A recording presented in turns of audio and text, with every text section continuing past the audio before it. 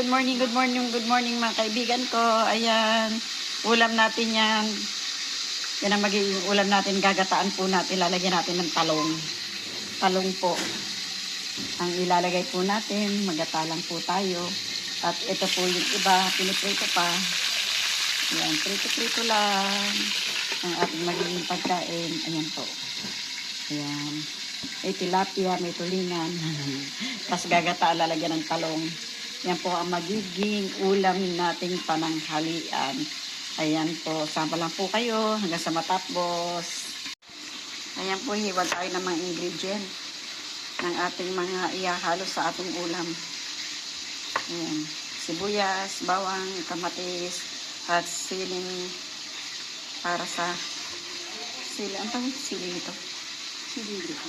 Siling berde. Yung para sa pampaksiw o pangsinigang na sili. Hindi naman pwedeng lara.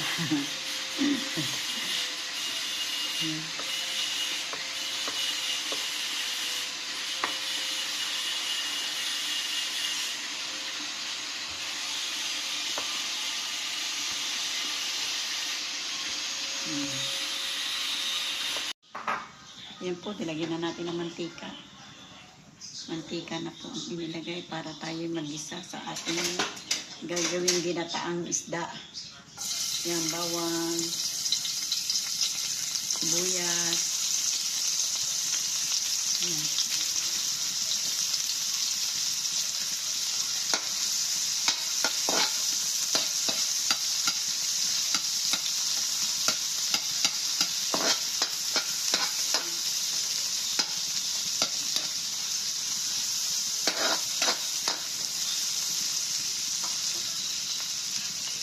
Ika-caramelize yung sibuyas.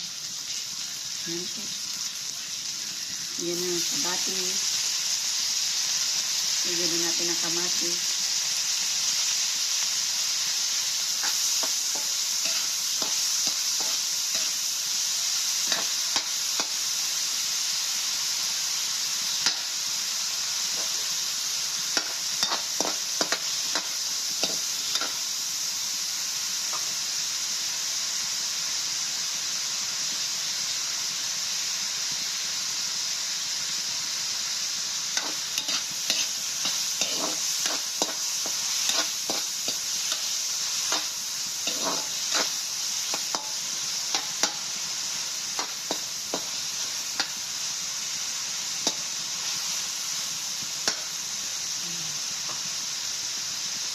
Lutuin po muna natin yung kamatis para maging masarap.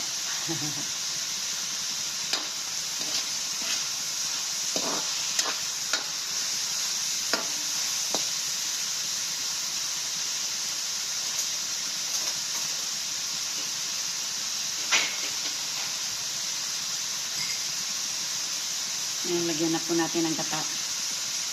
Lagyan na po natin ng gata. Oh. Ang ganda na ng kulay. Ang ganda na po ng kulay ng ating gata.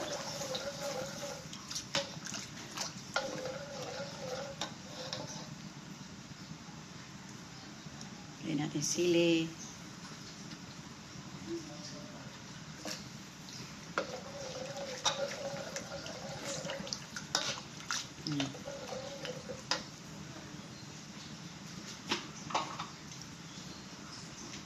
Lagyan po natin ng konting asin.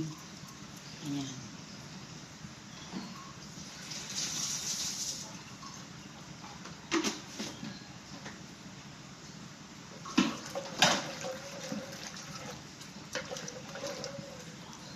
Maanghang po yan. Dami ng siling nilagay.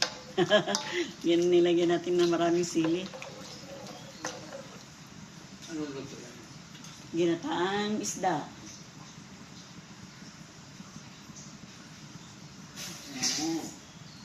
Yung lutuin yan?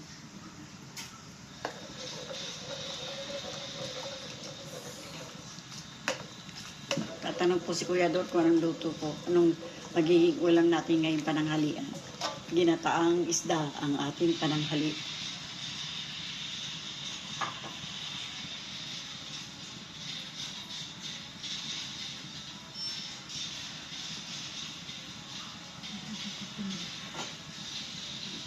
Pakukuluin po natin yung gata para po maging malasa.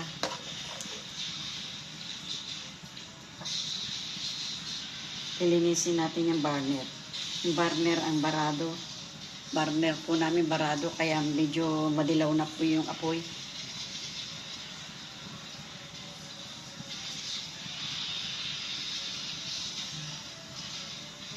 Yung burner ng aming kalan. Madilaw na po ang apoy.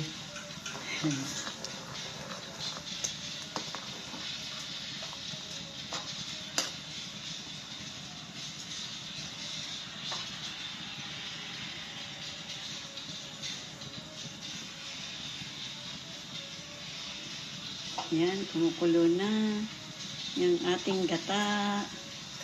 Kulo na po ang ating gata. Sharp na po yan. Yan.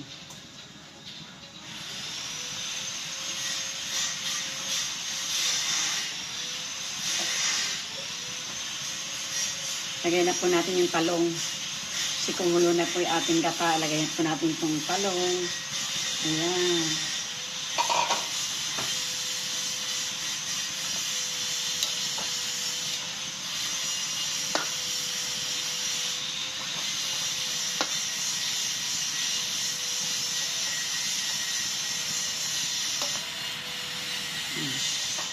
Lagay na natin yung isda. Lagay na po natin yung isda. Ayan. Para mapasabay po dun sa talong. Kanina tinakpan po muna natin. Ayan.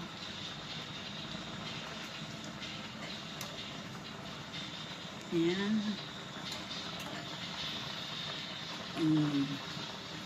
Ang sarap na ng ating ulam. Ginataang tilapia at tulingan. Magkahalo po yun. Siya kaya, ay, mamayang hapon torta pala ulam natin, no? Mamayang hapon po, ulam natin torta. Samahan niyo pa rin po ako sa pagluto ng torta. Torta po tayo mamayang hapon. Hindi pa po nakakain tanghalian, iniisip na yung hapunan. Kung anong ulamin ng hapunan.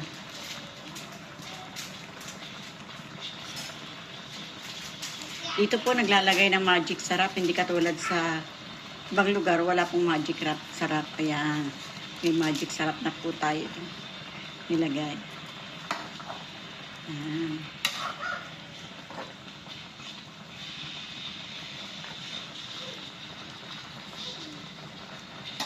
Ang sarap na ng ating ginataang isda.